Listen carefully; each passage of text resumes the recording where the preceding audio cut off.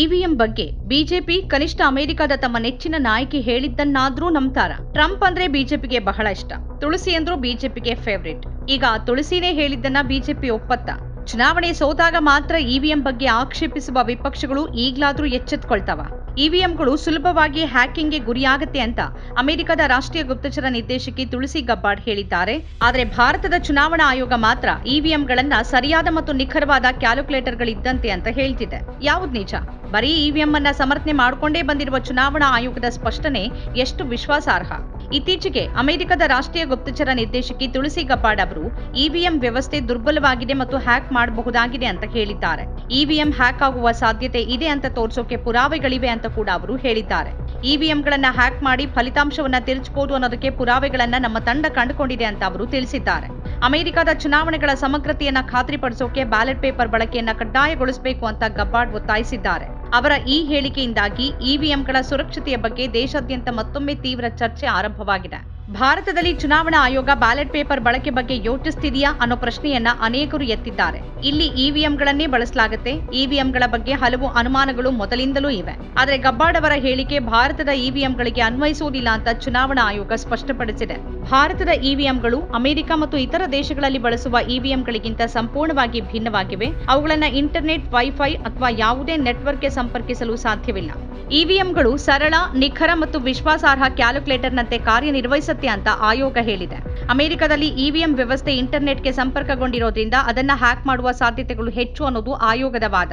ಈಗ ಇವಿಎಂ ಕ್ಯಾಲ್ಕುಲೇಟರ್ನಂತಿದೆ ಅಂತ ಆಯೋಗ ಹೇಳ್ತಿರೋದೇ ಮತ್ತೆ ಪ್ರಶ್ನೆಗಳನ್ನ ಹುಟ್ಟುಹಾಕುತ್ತೆ. ಕ್ಯಾಲ್ಕುಲೇಟರ್ ಅಂತ ಹೇಳೋದಾದ್ರೆ ಅದು ಚಲಾಯಿಸಿದ ಮತಗಳನ್ನ ಎಣಿಸಬೇಕು. ಆದ್ರೆ ಇವಿಎಂನಲ್ಲಿ ಚಲಾವಣೆಯಾದ ಮತಗಳನ್ನ ಯಾಕೆ ಎಣಿಸಲಾಗೋದಿಲ್ಲ? ಅದು ಕ್ಯಾಲ್ಕುಲೇಟರ್ ಆಗಿದ್ದಂತೆ ಆ ನಿಖರತೆ ಯಾಕಿಲ್ಲ? ಆದ್ರೆ ಆಯೋಗ ಈ ಬಗ್ಗೆ ಯಾವುದೇ ಸ್ಪಷ್ಟ ಉತ್ತರವನ್ನ ನೀಡೋದಿಲ್ಲ.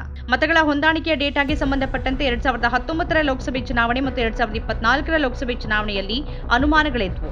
ಮತದಾರರ ಮತದಾನದ ಪ್ರಮಾಣ ಮತ್ತು ಪ್ರತಿ ಮತಗಟ್ಟೆಯಲ್ಲಿ ಚಲಾವಣೆಯಾದ ಮತಗಳ ಸಂಖ್ಯೆಯನ್ನ ದಾಖಲಿಸುವ ನಮೂನೆ 17C ಯಲ್ಲಿನ ಪ್ರಮಾಣದಲ್ಲಿ ವ್ಯತ್ಯಾಸ ಬಹಳ ಸಲ ಕಂಡಿತ್ತು. ಕಳೆದ ಮಹಾರಾಷ್ಟ್ರ ವಿಧಾನಸಭೆ ಚುನಾವಣೆಯಲ್ಲೂ ಹಲವು ಕ್ಷೇತ್ರಗಳಲ್ಲಿ ಈ ವ್ಯತ್ಯಾಸ ಕಾಣಿಸಿತ್ತು.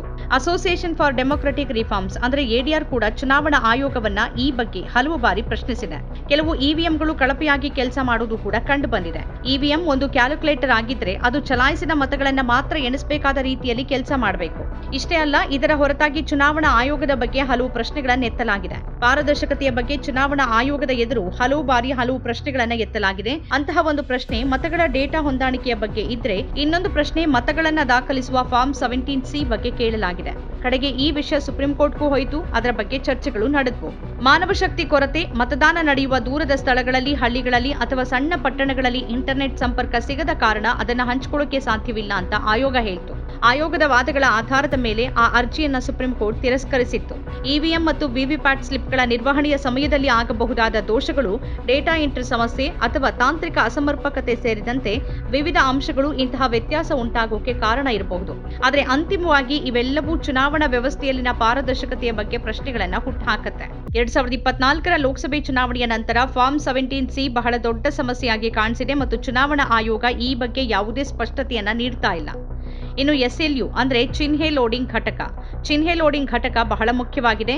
ಯಾಕಂದ್ರೆ ಇವಿಎಂ ಬಟನ್ ಒತ್ತಿದಾಗ ಪಕ್ಷದ ಹೆಸರು ಮತ್ತು ನಿರ್ದಿಷ್ಟ ಚಿಹ್ನೆ ಸಂಪರ್ಕಗೊಂಡಿದ್ರೆ ಮಾತ್ರನೇ ವಿವಿಪ್ಯಾಟ್ ಸ್ಲಿಪ್ ನಲ್ಲಿ ಕಾಣಿಸ್ಕೊಳ್ಳುತ್ತೆ. ಈ SLU ಮೂಲಕ ಚಿಹ್ನೆಯನ್ನ ಅಪ್ಲೋಡ್ ಮಾಡೋದ್ರಿಂದ ಅದು ವಿವಿಪ್ಯಾಟ್ ಸ್ಲಿಪ್ ನಲ್ಲಿ ಮುದ್ರಿತವಾಗುತ್ತೆ. ಈಗ ಇವಿಎಂ ಯಾವ ಅಭ್ಯರ್ಥಿಯ ಚಿಹ್ನೆ ಯಾವ ನಂಬರಿನ ಬಟನ್ಗೆ ಹೊಂದಿಕೊಂಡಿದೆ ಅನ್ನೋದನ್ನು ತಿಳಿಸುತ್ತೆ. ಮೊದಲು ಬಳಕೆಯಲ್ಲಿದ್ದ ಇವಿಎಂನಲ್ಲಿ ಇದು ಸಾಧ್ಯವಿರಲಿಲ್ಲ. ವಿವಿಪ್ಯಾಟ್ ಅಸ್ತಿತ್ವದಲ್ಲಿಲ್ಲದ ಸಮಯದಲ್ಲಿ ಅದನ್ನು ಬಳಸಲಾಗ್ತಾ ಇತ್ತು. ಆಗ ಯಂತ್ರಕ್ಕೆ ಕಾಂಗ್ರೆಸ್ ನಂಬರ್ 1 ನಲ್ಲಿದೆಯೋ ಅಥವಾ ಬಿಜೆಪಿ ನಂಬರ್ 1 ನಲ್ಲಿದೆಯೋ ಅಥವಾ TMC ನಂಬರ್ 1 ಬಟನ್ ನಲ್ಲಿದೆಯೋ ಅಂತ ತಿಳಿದಿರಲಿಲ್ಲ. ಈಗದು ವಿವಿಪ್ಯಾಟ್ ಸ್ಲಿಪ್ ಮತ್ತು ವಿವಿಪ್ಯಾಟ್ ಯಂತ್ರದೊಂದಿಗೆ ಸಂಪರ್ಕಗೊಂಡಿರೋದ್ರಿಂದ ಯಾವ ರಾಜಕೀಯ ಪಕ್ಷದ ಅಭ್ಯರ್ಥಿ ನಂಬರ್ 1 ನಲ್ಲಿದ್ದಾರೆ, ಯಾವ ರಾಜಕೀಯ ಪಕ್ಷದ ಅಭ್ಯರ್ಥಿ ನಂಬರ್ 2ರಲ್ಲಿದ್ದಾರೆ ಅಂತ ತಿಳಿದಿದೆ. ಅದರ ಪ್ರಕಾರವೇ ಆ ಚಿಹ್ನೆನೂ ಮುದ್ರಿತವಾಗುತ್ತೆ. ಆದ್ರಿಂದ ಈ SLU ಒಂದು ಪ್ರೋಗ್ರಾಮ್ ಆಗಿದ್ದು ಅದನ್ನ ವಿವಿಪ್ಯಾಟ್ ನಲ್ಲಿ ಅಪ್ಲೋಡ್ ಮಾಡಲಾಗಿರುತ್ತೆ. ಈ ಪ್ರೋಗ್ರಾಂನ ಬಗ್ಗೆ ವಿವರಗಳನ್ನ ಇನ್ನೂ ಸಾರ್ವಜನಿಕಗೊಳಿಸಲಾಗಿಲ್ಲ. ಚುನಾವಣಾ ಆಯೋಗ ಅದನ್ನ ಹಂಚಿಕೊಳ್ಳೋಕೆ ಬಯಸೋದಿಲ್ಲ. ಇನ್ನು ವಿವಿಪ್ಯಾಟ್ ಸ್ಲಿಪ್ಗಳ ಎಣಿಕೆಗೆ ಬರೋದಾದ್ರೆ 100% ವಿವಿಪ್ಯಾಟ್ ಸ್ಲಿಪ್ ಎಣಿಕೆಯ ಕುರಿತು ಸುಪ್ರೀಂ ಕೋರ್ಟ್ನಲ್ಲಿ ಅರ್ಜಿ ಸಲ್ಲಿಸಲಾಗಿತ್ತು. ಸುಪ್ರೀಂ ಕೋರ್ಟ್ ಆ ಅರ್ಜಿಯನ್ನು ವಜಾಗೊಳಿಸಿತು ಮತ್ತು ಚುನಾವಣಾ ಆಯೋಗದ ಪರವಾಗಿ ತೀರ್ಪು ಕೊಡ್ತು. 100% ವಿವಿಪ್ಯಾಟ್ ಸ್ಲಿಪ್ ಎಣಿಕೆ ಮಾಡೋಕೆ ಸಾಧ್ಯವಿಲ್ಲ, ಯಾಕಂದ್ರೆ ಅದು ಸಮಯ ತೆಗೆದುಕೊಳ್ಳುತ್ತೆ, ಸಾಕಷ್ಟು ಬ್ಯಾಂಡ್ ವಿಡ್ತ್ ಅಗತ್ಯವಿರುತ್ತೆ ಅಂತ ಆಯೋಗ ಹೇಳಿತ್ತು. ಇಲ್ಲಿ ಎದ್ದು ಕಾಣೋದು ಪಾರದರ್ಶಕತೆಯ ಸಮಸ್ಯೆ. ಯಾಕಂದ್ರೆ 100% ವಿವಿಪ್ಯಾಟ್ ಸ್ಲಿಪ್ಗಳನ್ನು ಎಣಿಸಿ ಅವುಗಳನ್ನು ಇವಿಎಂ ಮತಗಳೊಂದಿಗೆ ಹೊಂದಿಸಿದ್ರೆ ಸಾರ್ವಜನಿಕರು ಅದರ ಬಗ್ಗೆ ವಿಶ್ವಾಸ ತೋರಿಸೋದಕ್ಕೆ ಸಾಧ್ಯ. ಇವಿಎಂ ಮತಗಳ ಜೊತೆಗೆ ವಿವಿಪ್ಯಾಟ್ ಅನ್ನು ಹೊಂದಿಸಿದಾಗ ಸರಿಯಾದ ಚುನಾವಣಾ ಪ್ರಕ್ರಿಯೆ ಮತ್ತು ಚುನಾವಣಾ ಎಣಿಕೆ ಆಗಿದೆ ಅನ್ನೋ ವಿಶ್ವಾಸ ಜನರಲ್ಲಿ ಬರುತ್ತೆ. ರಾಜಕೀಯ ಪಕ್ಷಗಳದ್ದು ಚುನಾವಣೆಯಲ್ಲಿ ಬಹಳ ಮುಖ್ಯವಾದ ಪಾಲುದಾರಿಕೆ. ಅವುಗಳ ಪಾತ್ರ ಬಹಳ ಮುಖ್ಯವಾಗಿದೆ. ಚುನಾವಣೆಯಲ್ಲಿ ಸೋತಾಗ ಮಾತ್ರ ಅವು ಚುನಾವಣಾ ಆಯೋಗದ ವಿರುದ್ಧ ಪ್ರಶ್ನೆಗಳನ್ನು ಎತ್ತುತ್ತಾರೆ, ಇಲ್ಲದೇ ಇದ್ರೆ ಮೌನವಾಗಿರ್ತಾರೆ ಅನ್ನೋ ತಕರಾರುಗಳು ಕೂಡ ಇದೆ. ವಿರೋಧ ಪಕ್ಷಗಳ ಈ ಮಾದರಿ ಆರೋಗ್ಯಕರವಲ್ಲ ಅಂತಾರೆ ತನಿಖಾ ಪತ್ರಕರ್ತೆ ಪೂನಂ ಅಗರ್ವಾಲ್. ಪಾರದರ್ಶಕತೆ ಬಹಳ ಮುಖ್ಯವಾದ ಕಾರಣ ಅವರು ಚುನಾವಣೆಯಲ್ಲಿ ಗೆದ್ದಾಗಲೂ ಚುನಾವಣಾ ಆಯೋಗವನ್ನ ಪ್ರಶ್ನಿಸುವುದು ಅಗತ್ಯ. ಚುನಾವಣಾ ಪ್ರಕ್ರಿಯೆ ಬಲಿಷ್ಠವಾಗಿದೆ ಅಂತ ಅವರು ಭಾವಿಸಿದ್ರೆ ಅದು ಪಾರದರ್ಶಕ ರೀತಿಯಲ್ಲಿ ಆಗಿದ್ದಿದ್ರೆ ಅವರು ಈ ಪ್ರಶ್ನೆಯನ್ನ ಎತ್ತುತ್ತಲೇ ಇರಬೇಕು ಅನ್ನೋದು ಪೂನಂ ವಾದ. ವಿಪಕ್ಷಗಳ ಗಮನ ಕೇವಲ ಚುನಾವಣೆಯಲ್ಲಿ ಗೆಲ್ಲೋದು ಅಥವಾ ಸೋಲೋದ್ರ ಮೇಲೆ ಮಾತ್ರ ಇರಬಾರದು.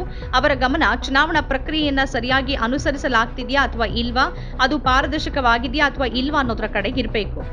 ಮತದಾರರ ಮನಸ್ಸಿನಲ್ಲಿ ಉದ್ಭವಿಸುವ ಯಾವುದೇ ಪ್ರಶ್ನೆಗಳಿಗೆ ಅದು ರಾಜಕೀಯ ಪಕ್ಷಗಳಿಂದ ಬರಲಿ ಅಥವಾ ಅಭ್ಯರ್ಥಿಗಳಿಂದ ಬರಲಿ ಅವುಗಳಿಗೆ ಉತ್ತರ ಸಿಗುವ ರೀತಿಯಲ್ಲಿ ಚುನಾವಣಾ ಆಯೋಗ ಪಾರದರ್ಶಕತೆಯನ್ನ ಕಾಯ್ದುಕೊಳ್ತಾ ಇದೆಯಾ, ಅದು ಸರಿಯಾದ ಉತ್ತರಗಳನ್ನ ನೀಡ್ತಾ ಇದೆಯಾ ಅನ್ನೋದನ್ನ ರಾಜಕೀಯ ಪಕ್ಷಗಳು ಎಚ್ಚರಿಕೆಯಿಂದ ನೋಡಬೇಕು. ಆಯೋಗದ ಉತ್ತರಗಳು ಕೇವಲ ಉತ್ತರಗಳಾಗಿರದೆ ತೃಪ್ತಿದಾಯಕ ಉತ್ತರಗಳಾಗಿರಬೇಕು. ಈ ಎಲ್ಲ ವಿಷಯಗಳನ್ನ ನೋಡ್ಕೊಳ್ಳೋದು ರಾಜಕೀಯ ಪಕ್ಷಗಳ ಜವಾಬ್ದಾರಿಯಾಗಿದೆ. ಯಾಕಂದ್ರೆ ರಾಜಕೀಯ ಪಕ್ಷಗಳು ನಮ್ಮ ಪ್ರತಿನಿಧಿಗಳು, ಅವುಗಳಿಗೆ ಚುನಾವಣೆಯಲ್ಲಿ ಬಹಳ ಮುಖ್ಯವಾದ ಪಾತ್ರ ಇದೆ. ಆದ್ರಿಂದ ಅವು ಜವಾಬ್ದಾರಿಯುತ ನಾಗರಿಕರಂತೆ, ಜವಾಬ್ದಾರಿಯುತ ರಾಜಕೀಯ ಪಕ್ಷದ ಅಭ್ಯರ್ಥಿಯಂತೆ ವರ್ತಿಸಬೇಕು. ತೃಪ್ತಿದಾಯಕ ಉತ್ತರ ಸಿಗೋವರೆಗೆ ಚುನಾವಣಾ ಆಯೋಗವನ್ನ ನಿಖರ ಮತ್ತು ನಿರ್ದಿಷ್ಟ ರೀತಿಯಲ್ಲಿ ಪ್ರಶ್ನೆ ಮಾಡ್ತಾನೆ ಇರಬೇಕು ಅಂತಾರೆ ಪೂನಂ ಅಗರ್ವಾಲ್. ನಮ್ಮ ಕಾರ್ಯಕ್ರಮಗಳನ್ನು ನೀವು ನೋಡ್ತಾ ಇದ್ರೆ ನಮ್ಮ ಚಾನೆಲ್ ಅನ್ನ ಸಬ್ಸ್ಕ್ರೈಬ್ ಮಾಡಿ, ಪಕ್ಕದ ಬೆಲ್ ಐಕಾನ್ ಒತ್ತಿ ನಮ್ಮನ್ನ ಬೆಂಬಲಿಸಿ. ಹಾಗೆ ನಮ್ಮ ಕಾರ್ಯಕ್ರಮಗಳನ್ನ ಲೈಕ್ ಮಾಡಿ, ಕಮೆಂಟ್ ಮಾಡಿ, ಅದನ್ನ ಬೇರೆಯವರಿಗೂ ವಾಟ್ಸ್ಆಪ್ ಮೂಲಕ ಶೇರ್ ಮಾಡಿ. ನೀವು ಹೀಗೆ ಮಾಡಿದಾಗ ನಮ್ಮ ಚಾನೆಲ್ ಮತ್ತಷ್ಟು ಜನರಿಗೆ ತಲುಪಲು ನೀವು ನಮ್ಮೊಂದಿಗೆ ಸಹಕರಿಸಿದ ಹಾಗಾಗುತ್ತೆ. ಇದು ನೀವು ಯಾವುದೇ ಖರ್ಚಿಲ್ಲದೆ ಕೆಲವೇ ಸೆಕೆಂಡುಗಳಲ್ಲಿ ನೀಡಬಹುದಾದ ಸಹಕಾರ. ಧನ್ಯವಾದಗಳು.